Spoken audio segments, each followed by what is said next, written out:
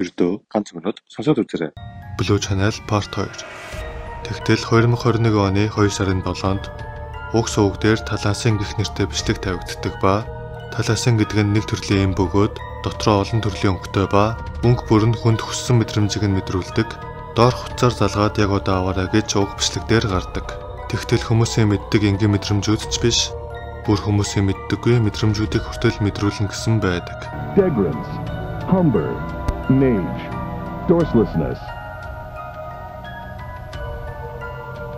Энэ нэмийг ууснаар баг хүн биш болж байгааг харуулдаг. Энэ бичлэгийг үзсэн хүмүүсийн таамгаар уг сувгийг харь гаргийнхан хакерцсан ба хүмүүсийг удирдахын тулд эсвэл өөрсдөд шигээ адилхан болгохын тулд талаасан гих эмийг рекламцсан гэж таамагладаг. Уг эмийг авч уусан хүмүүс гар тамхинаас ч илүү үйлчлэгээтэй гэсэн байдаг. Таны хувьд юу гэж таамаглаж байна да?